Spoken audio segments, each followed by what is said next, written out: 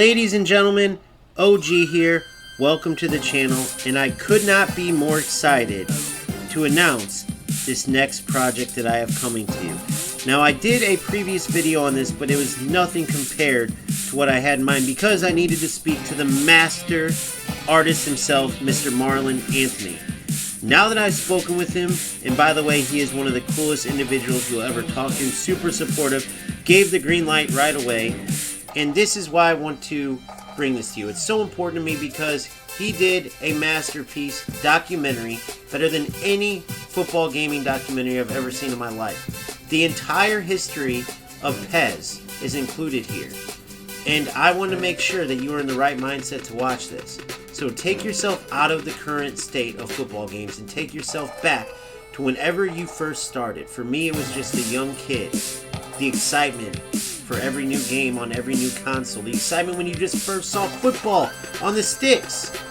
And without further ado, let's hear from the master himself on this beautiful creation from the start.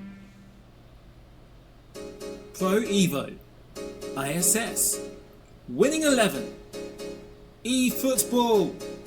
Yes, whichever name you affectionately refer to this series by is a result of a franchise that has defined generations, hooked countless football gamers around the globe, gave us unforgettable memories huddled around tiny televisions with our friends in bedrooms, broke many expensive controllers in sheer frustration, personified passion, rewarded us for our patience and creativity, faithfully recreated the ecstasy and agony of football with indescribable accuracy in polygonal form. FIFA may have been the accessible commercial messiah, complete with licenses, had the pop culture soundtrack in the vacuum, may have sold more copies, but PES was winning the fans' hearts on the street.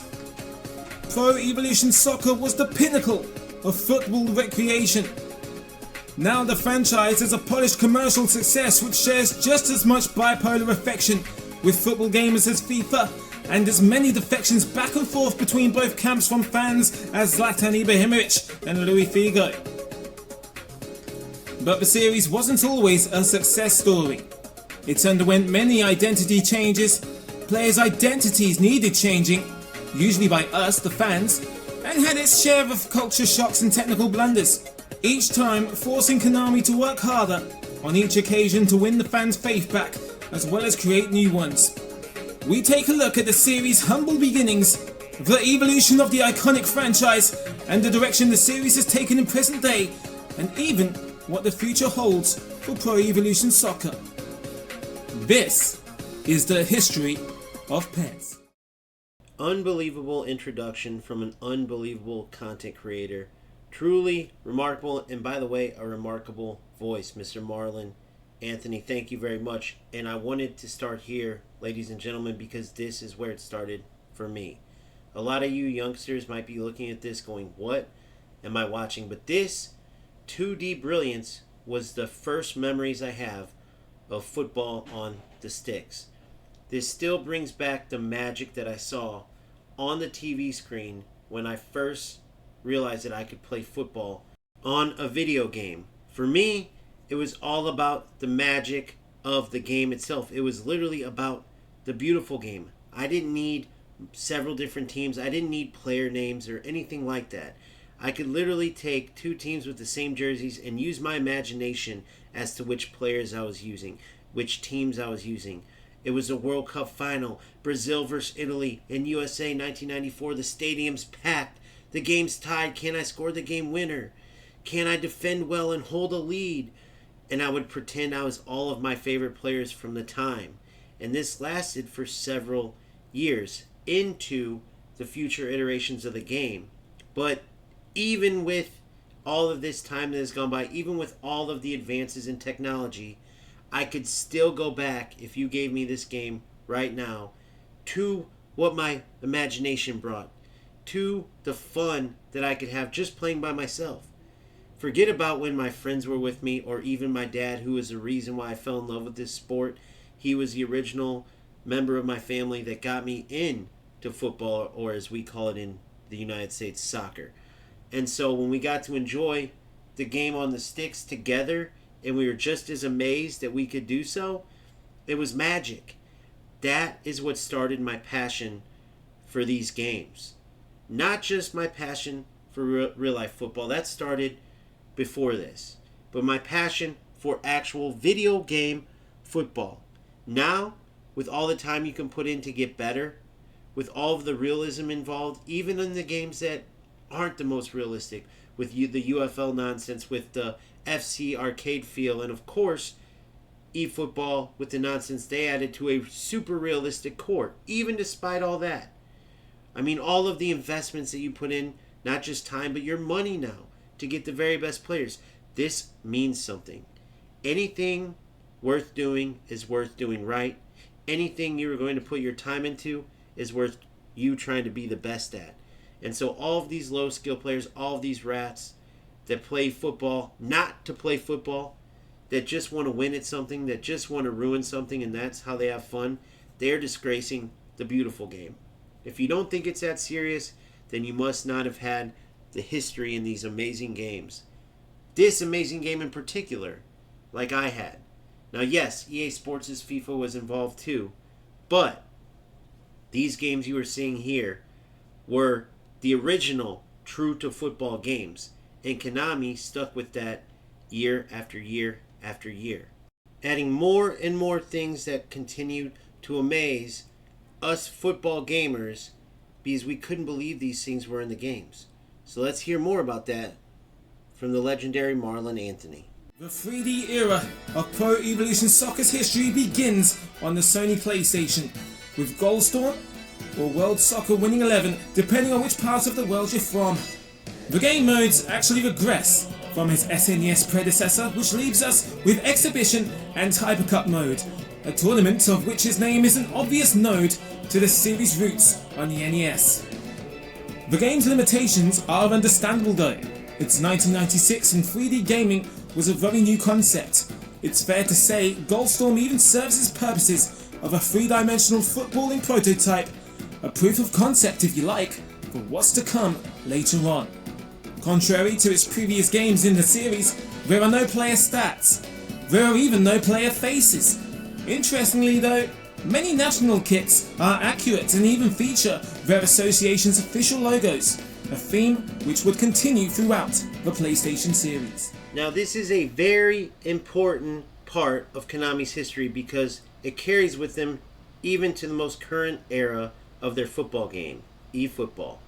Back when PlayStation 5 first came out and they made the change to eFootball, which carried the same brilliant core that the game has today, that super realistic feel, that super realistic movement, the heaviness of the players, which is an actual good thing because it takes away that arcade feel and makes everything feel more realistic, which makes the whole passing sequences, the build up in the game, truly rewarding. You truly feel like you were creating football goals.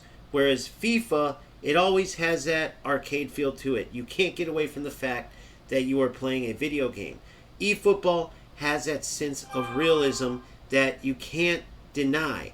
And they had that from the start, but the biggest issue is that they rushed the game. And you'll see that throughout this series. They have a serious issue with rushing games out at the start of new consoles before they are ready because of investors, because they want to match FIFA, whatever the case is, because they want to get that game out with all the brand new games for the console. But it hurts them, and it hurt them terribly with the PS5 release, to the point where it still affects them today, and I want to tell you how. When they initially released the game on PS5, it had so many bugs. We will get into that with more detail later, but because of that, a ton of players that would have possibly stuck with the game if it didn't have all these bugs, and then eventually seen the magic that the game possessed underneath this stuff, that would have been the difference in the type of players the game continued on with to this point where we have so many low-level players, so many rats ruining the game. If the skilled players, if the historically pro realism players got to see the eFootball magic for what it was underneath all of the rushed out nonsense that we saw initially on PS5, then maybe Konami would have had a different take on trying to make sure the player base continued to spend money, because that's what it's all about. Unfortunately, many of the skilled players left after that initial release because they thought there's no way this game's not going anywhere, and they defected to FC, whether it was players that were giving eFootball a chance or players that had long been playing Konami's version of the football games.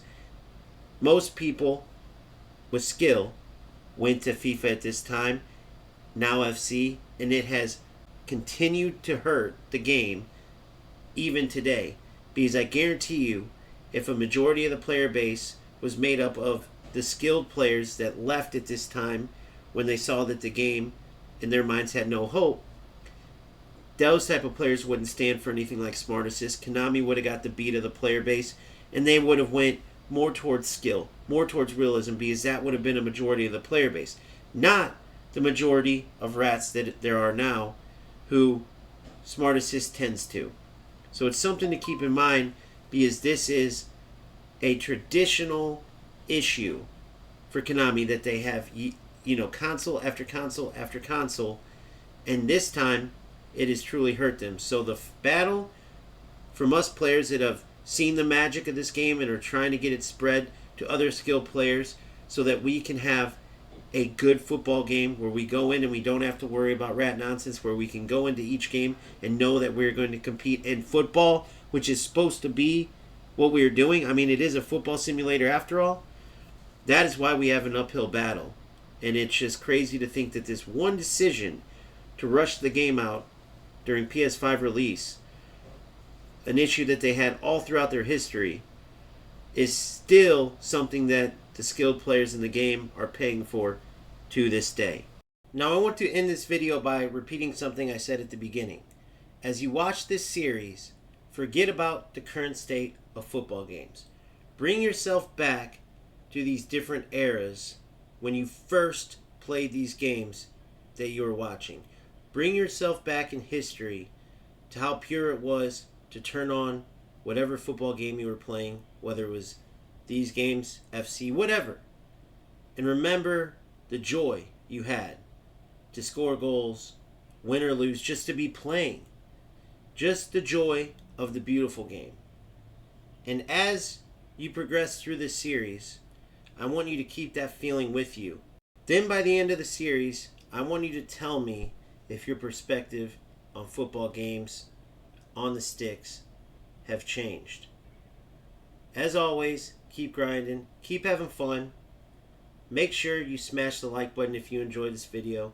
Turn on the notifications so you can stay up to date on future iterations of this series and all other content you might enjoy.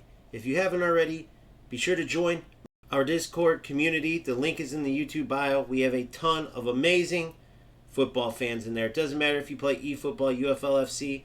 We would love to have you. It's just a place where football fans, football video game fans, convene. So once again, I want to thank Mr. Marlon Anthony for giving us this amazing trip down memory lane, and I'll see you on the next one. Peace out.